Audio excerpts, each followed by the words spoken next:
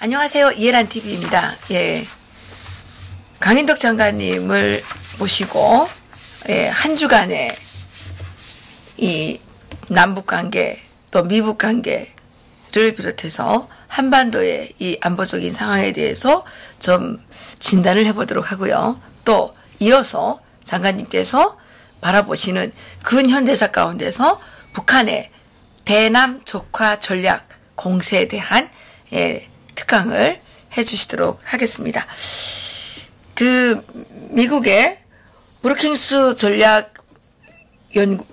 연구원과 한국의 국가전략연구원이 공동으로 주최한 행사에서 미국의 인사들이 남북관계가 너무 급속하게 발전해서 미국 사람들이 머리가 아프다. 머리가 빙빙 도는 것 같다.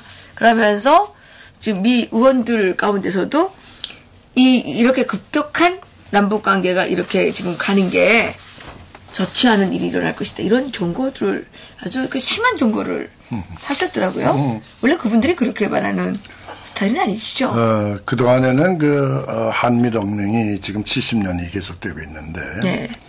이 한미동맹에 의거해서 미국과 한국 간에는 언제나 공조체제를 유지했죠. 네. 한반도 문제는 곧 미국의 문제다. 이런 생각으로 한미 공조해서 나갔는데, 이 문재인 정권 들어선 다음에 미국과의 공조가 제대로 안 된다. 남북 간의 관계를 개선하기 위해서 한국이 움직이는 것에 대해서 반대하는 것은 아닌데, 네. 남북 간의 관계를 개선한다고 하면은 구체적으로 뭘 어떻게 하겠다는 것을 자세하게 협의를 하고, 네. 그 다음에 움직이시면 좋은데, 일방적으로 가고 있다. 이런 얘기겠죠. 또, 네. 예를 들면 휴전선 문제도 그렇잖아요. 그때 강경화 장관에 대해서 트럼프 국무장관이 화를 냈다고 그러지 않았어요. 그때 군사 네. 기반 합의서를 만들었을 때. 그만큼 한미 간의 공조체제가 협의가 제대로 안 되고 있다. 특히 미국이 생각하는 것보다 한국 정부의 대북 관계 개선 노력이 네. 지나치게 빠르다. 이런 얘기겠죠. 예. 그러니까 이 문제는. 그래서 어지간하면 머리가 빙빙 돈다. 이게 네.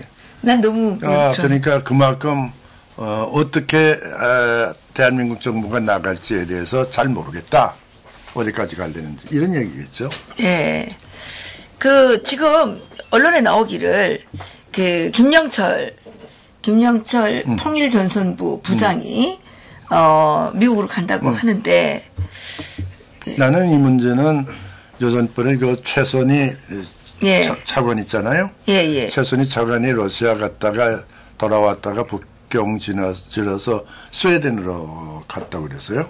예. 그때 스웨덴에서 1.5 회의가 열리는데 1.5 회의를 거기 틀림없이 미국 사람들이 왔을 거거든.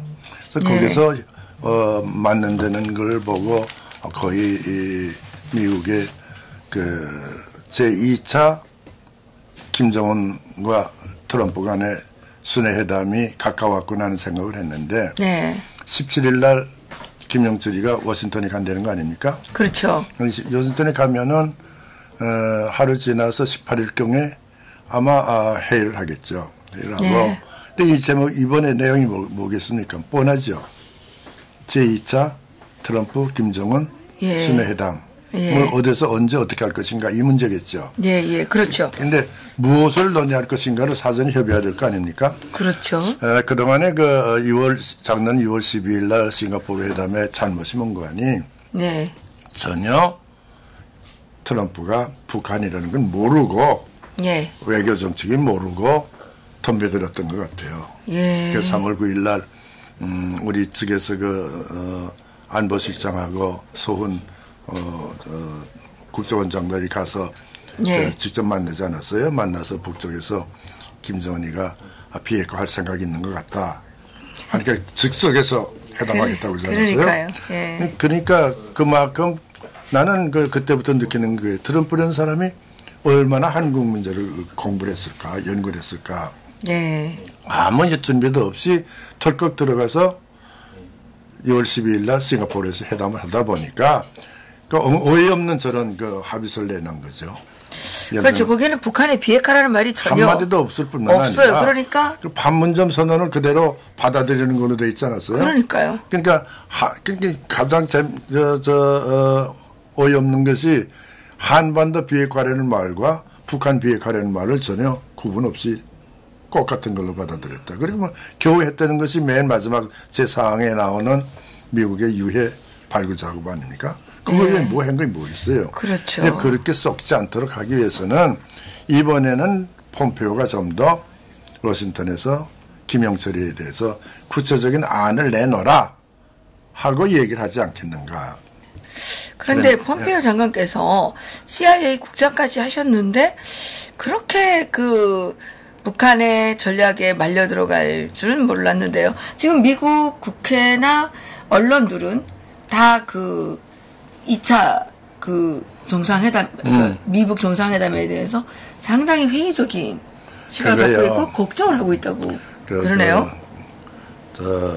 이 박사 똑똑히 우리가 알아야 될 것이 있어요. 네, 뭔가요? 대통령 책임제라는 거예요. 대통령 책임제. 대통령 책임제라는 거는 대통령이 하고 싶은 대로 할 수 있는 거예요. 법을 넘어서 이제 법이 정해 있지만 그거 얼마든지 넘을 수가 있거든. 폼페이오가 누구냐? 트럼프 대통령 산하에 있는 국무장관입니다. 그렇죠. 그러니까 트럼프가 하고자 하는 일을 정면으로 거부할 수가 없어요. 거부하려면 정당한 이유를 대야 될 거 아닙니까? 그러니까 납득시켜야죠. 근데 트럼프라는 사람은 머리에 잔뜩 과거에 부동산 업자 할 때 생각했던 그런 생각이 들어가 있기 때문에 안전보장 문제보다도 국내 문제가 더 급하거든. 더구나 지금은 지금 러시아의 무슨 푸틴한테서 무슨 공작을 받았다니 어떤 복잡한 문제가 있잖아요. 그런 문제가 있으니까 거기다가 또 멕시코 무슨 국경선 쌓는 문제 이런 여러 가지 복잡한 문제가 있고 있다 보니까 트럼프로서는 자기가 하고 싶은 대로 나갈 수밖에 없는데 이것을 그동안에 메테스 국무장관 예, 국무장관. 국방장관은 다 막으려고 했다가 막진 못했잖아요. 예를 들면 시리아에서 2,000명 출근하는 문제 같은 거. 네. 그러니까 지금 지나치게 트럼프의 의욕이 북한과의 관계 개선에 쏠려 있기 때문에 트럼프로서는 어떻게 할 수가 없는 거죠. 그러나 이제는 1차 해보니까 쏘갔으니까 트럼프에게 설득시키기가 좀 낫겠죠. 자료가 있으니까. 그럴까요? 사실 저는 있지 않습니까, 장관님? 트럼프 대통령께서 후보 시절에 공화당 전당대회에서 북한은 북한 주민들은 김일성 노예 왕조의 노예다. 이런 얘기를 이제 하시고 또 그 전에 찍어놨던 것들 보게 되면 육자회담에 대해서 상당히 비판을 하시면서 북한의 핵 문제를 해결하기 위한 이런 얘기를 하실 때 그걸 보니까 상당히 이분 구체적이다. 그래서 이 트럼프 대통령 시절에 혹시 북한이 해방될 수 있지 않을까라는 상당한 기대를 좀 가졌었거든요. 그런데 요즘에 보니까 이게 김정은이가 말입니다.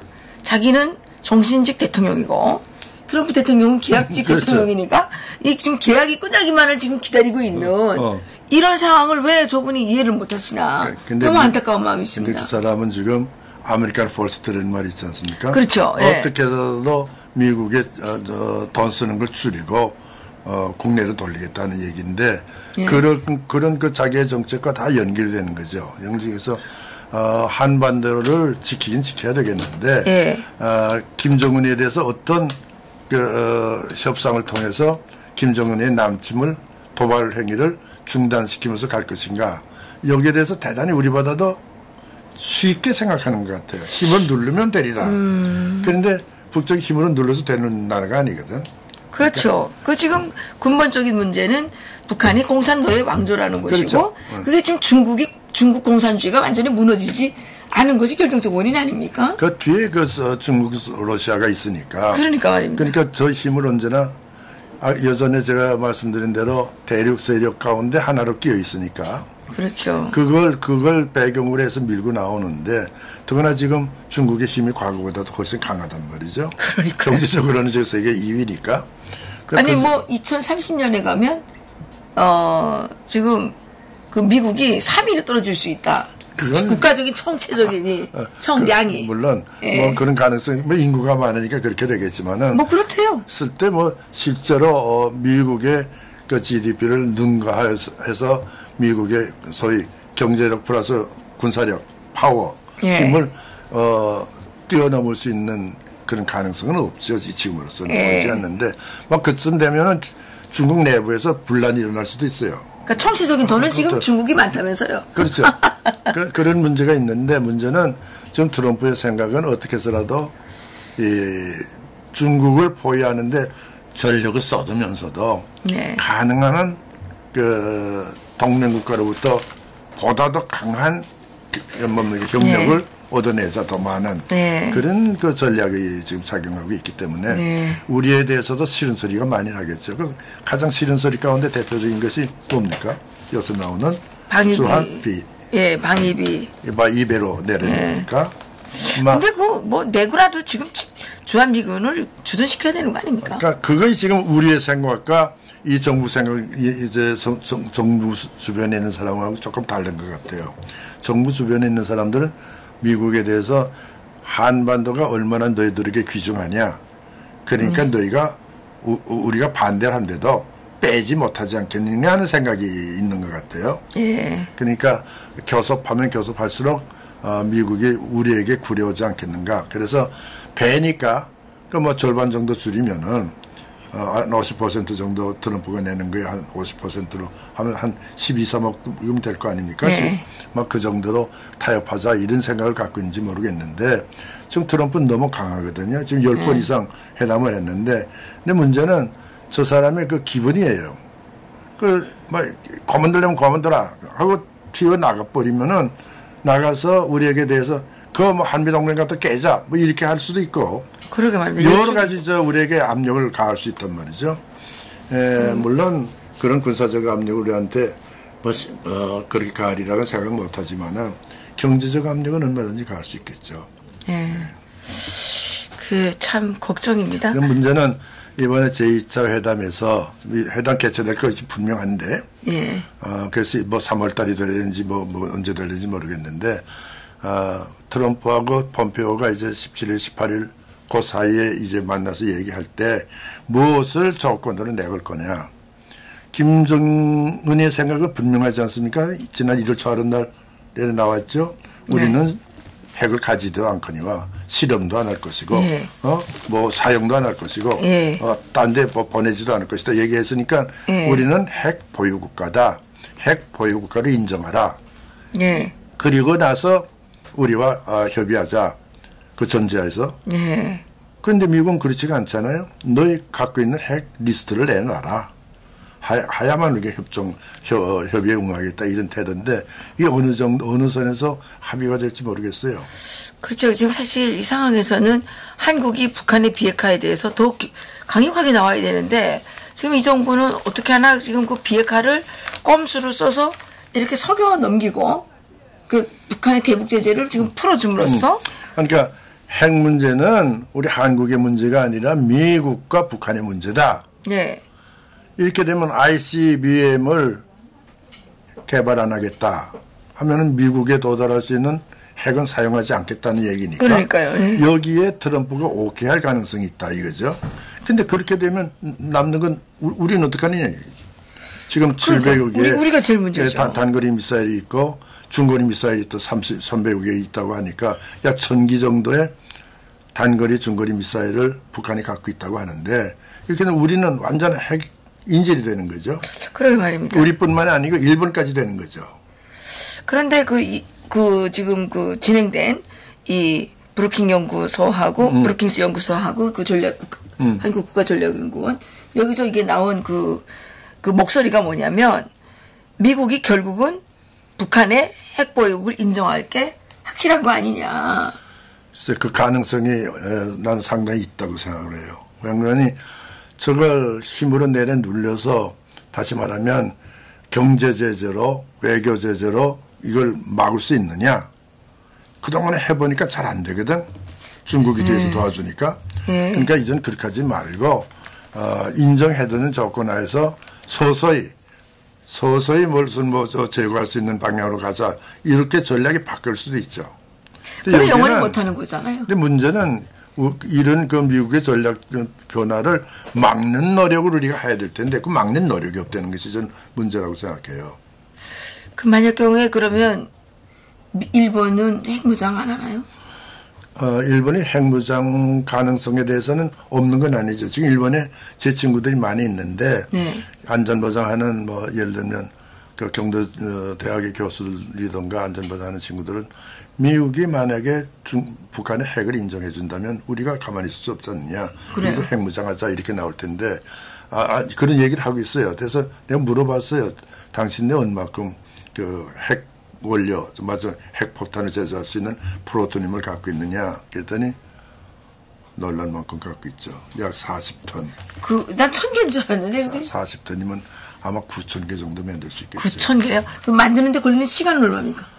그거는 아마 6개월도 안 걸릴지 모르죠. 일본의 기술이 사실은 핵폭탄이라는 거는 웬만한 그 좋은 공과대학 학생들 정도면 다 만들 수 있다는 거니까.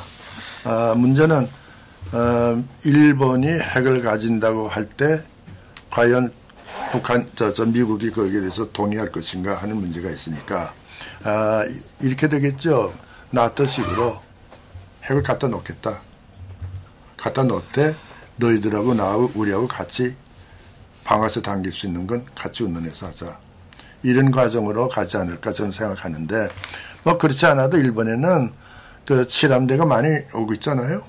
상주하고 있잖아요. 그러니까 그 칠함대에 소속해 있는 잠수함이다, 항공모함이다 하는데 얼마든지 적재가 가능하죠. 그러니까 문제는 확실하게 핵우산을 보장해 준다 하는 걸로 설득을 시키지 않을까. 또 일본에서도 자기들이 핵 공격을 받은 유일한 나라인데. 그렇죠. 그 사람들은 핵이라 그러면 엄청 노이로제가 있을 것 같은데. 우리가 핵 가지자고 하는 것은 무리 아니냐. 이런 여론도 없는 게 아니거든요. 그래요? 그러니까 나는 일본의 국내 여론과 미국의 전략을 생각해 보면은 만든다 하는 것보다도 미국의 핵을 주변에 갖다 놓고 특히 핵우산을 보다 확고하게 하는 것. 이렇게 하려면 상호 신뢰가 회복돼야 된단 말이죠. 우리도 그렇게 되면 좋죠. 또 우리도 말은 그렇게 하겠다고 하고 있으니까 한미동맹이 있으니까 핵우산이 자동적으로 우리한테 와 있다는 것이 미국의 주장 아닙니까? 네. 그런데 우리에 대해서는 이제 신뢰가 자꾸 떨어지니까 나는 요새 느끼는 게 그거예요. 미국에서 상당히 우리한테 불신을 갖고 있는 것 같아요. 내가 미국에서 온 학자들을 여러 명 만나는데 만나봤더니 상당히 의심을 갖고 있어요. 우리 보고. 예를 들면 이런 거예요. 예를 이런 거예요. 너희들은 북한의 핵을 조선민족의 핵이라고 이렇게 얘기하는 북쪽의 주장에 동의하는 게 아니라 일부는 이런 소리를 하고 있어요. 이번 여기 회의에 에반스 리뷰어라는 그 연구원님이 참석하셨는데 이분이 과거 정부에서 상당히 한국과 관련된 일을 하셨죠? 안 했죠. 예, 저도 이분을 좀 뵌 적이 있는데, 이분은 상당히 지한파에 속하시는 것 같은데, 이분이 이번에 이런 말씀을 하셨더라고요. 직접 대화를 통해서 북한 지도자가 비핵화에 나서도록 하는 것은 지금 이미 실패했다. 그게 이제 플랜 A였지 않습니까? 그게 이제 실패했기 때문에, 어떤 북한의 선의에 기대지 말고, 플랜 B를 강력히 고려해봐야 된다. 이런 얘기를 지금. 그건, 지금 표면에 나오죠, 지금은. 예. 이미 이런 얘기는 벌써 작년부터 나왔어요, 다. 그렇죠. 나왔던 게 이제는 더 이상, 이걸 밑에서만 얘기할 것이 아니라 공개적으로 얘기하는 상태에 왔다. 예. 이게 우리에게 중요한 거죠. 이렇게 되면은, 이 정부로서는, 문재인 정부로서는 그거 보라. 미국도 이쯤 됐으니까 우리가 그동안의 핵 문제는 미국과 북한과의 핵 문제고 남북 간의 관계는 별도다. 라고 얘기했던 그 논리대로 가지 않을까. 나는 그게 걱정이에요. 그런데 그것보다는 저희가 작년에 미국 갔을 때는 분명 플랜 A가 실패하면 플랜 B를 간다 그랬거든요. 플랜 B라는 거는 군사적. 그런다고 생각을 했죠. 옵션이 군사적 옵션이라고 생각을 했는데. 그게 아닌가요? 사실 미래라는 것이 뭐 구체적으로 나타나질 않았으니까. 근데 지금 계속 플랜 B를 건드리잖아요. 그러니까 블랙 B가 지금 군사적인 문제로 갈 것인지 아니면 그 블랙 B의 내용이 아까 얘기한 대로 핵을 인정해 주면서 뭐 뒤에서 뭐 교섭하려는 거지 우리가 알 수가 없죠. 아니 제가 미국 가서 들었을 때는 플랜 B는 김정은 암살을 포함한 군사 작전으로 얘기를 했어요. 저도 그렇게 많이 생각하고 있었어요. 아니 그 들었어요. 미국의 그 거의 관계자로부터 직접 얘기를 들은 거예요. 근데 그런 작전을 할 능력이 없느냐? 있어요. 그러니까요. 충분히 있는데 그렇게 될 경우 이 지역에 엄청난 문제가 일어날 테니까 장기전을 가지 않겠는가 그런 생각을 하는 거죠. 장기전으로요? 근데 나는 옵션을 군사적인 옵션을 취급한절로 때린다고 할 때 나는 단기적으로 충분히 끝낼 수 있는 미국의 전략 자산을 갖고 있지 않느냐 이렇게 보고 있고 네. 또 군사적인 전문가들은 충분히 가능하다고 보고 있어요. 제2의 이란 문제 같은 중동 문제 같은 건 되지 않는다고 얘기하는데 그러나 일부 사람들은 뭐 그렇게 경우에 뭐 중국과의 관계도 문제가 되고 이 지역의 모든 문제가 특히 북한의 산악지대가 많으니까 예를 들면 이런 소리를 하는 사람들이 있어요. 맞으면 참수작전을 전개한다고 할 때 접근하기가 대단히 어렵다. 근데 사실은 뭐 동수진 정부가 지금 발전됐기 때문에 김정은의 동정은 언제나 우리가 동서는 언제나 알 수 있다고 생각했는데. 김정은이가 그 애플 순대는 거 아닙니까? 근데 그것이 그렇게 쉬운 것 같지가 않다라는 그래요? 얘기들을 하는 사람이 있기 때문에. 그래요? 그래서 나는 그 군사적인 옵션을 취한다는 것이 점점 줄어들지 않느냐. 근데 한 가지 이제 우리가 이거 회담을 할 때 북쪽에 대해서 미국이 양보할 수 없는 거는 유엔이 결의한 제재 조치죠. 이거는 저는 앞으로도 계속하지 않을까. 또 하나 기대할 수 있는 것은 미국의 다시 말하는 대북 정책이 바뀐다고 할 때 중국도 핵 가지는 것은 그렇게 원치 않는 거니까 네. 같이 협조해서 핵을 제거하는 방향으로 교섭하는 과정에 제거할 수 있지 않겠는가. 입구부터 제거하라 이게 아니고 출구에서 제거하라. 회담의 입구에서는 점진적으로 단계적으로 가자. 또 소위 북쪽에서 얘기하는 식으로 통수행동 원칙이라고 할까? 이런 식으로 주고받고 하는 식으로 가다가 출구에 가서는 핵을 포기할 수 있는 그런 얘기를 지금 생각하고 있는 것이 아니에요. 근데 구체적으로 뭘 어떻게 하려는지가 모르겠어요. 이번에 김정은이가 시진핑을 만나러 가지 않았습니까? 근데 시중에서는 다 시진핑이 초청을 해서 갔다 이렇게 이제 얘기가 돌고 있는데 제가 어제 중국에서 오신 분을 만났는데요. 전혀 아니랍니다. 이쪽에서 김정은이가 그냥 자기로 간 거래요. 그리고 그분 얘기로는 중국이 지금 북한 문제에 관여할 힘이 없다는 거, 여력이 없다는 거예요. 없어서. 그건 이제 여러 가지 얘기가 있죠. 미국, 중국도 지금 대내 정치가 문제고 대내 경제가 어렵고 또 주변에 맨 52개 민족이나 살고 있으니까 언제 무슨 일이 날지 모르니까. 근데 명백한 것은 중국과 북한 간의 동맹 관계는 깨지지 않았다는 것이고. 그렇죠. 여기는 지금 깨졌다는 거죠. 깨지지 않았다는 것이고 그리고 압록강 두만강의 국경밖에 없다는 소리고 필요할 때는 지원해 주는 것이고 이거는 변화가 없죠. 그러니까 변화가 없으니까 이런 면을 우리가 염두에 두고 중국과 북한 간의 관계를 생각해야 된다. 나는 먼저 갔다 안 갔다. 먼저 이번에도 35회 김정은이 생일 아닙니까? 그러니까 내 생일 전체 해줄게 와 이랬을 수도 있죠. 근데 그게 아니라 본인이 갔을 것이다. 본인이 원해서 갔을 것이다 하는 건 그게 아마 정답이 될 수 있죠. 아무래도 이번에 김영철이가 미국 가는 걸 봐서는 아마 그동안에 미국과의 협조해서 제2차 정상회담이 어떻게 될 것인지 순회담이 어떻게 될 것인지 이미 결정이 돼 있을 테니까 네. 자 이번에 내가 가서 만나겠습니다. 형님 어떻게 하면 좋겠습니까? 네. 이건 물으러 간 것이 아닌가 싶죠. 왜 설에 친서 교환하는 거 있지 않습니까? 신년에 왜 네. 연하장 교환하는 거 있지 않습니까? 시진핑이 그것도 안 보냈답니다. 그래가지고 김정은이가 쫄아가지고 먼저 달려갔다는 후문이 있더라고요. 그런 가능성이 충분히 있죠. 그러나 우리가 염두에 둬야 될 것은 중국과 북한의 관계는 그렇게 쉽게 깨질 관계는 아니에요. 깨지진 않죠. 그걸 염두에 두고 전략적인 사고를 해요. 그렇죠, 그렇죠. 예, 장관님 여기까지 좀 듣고요.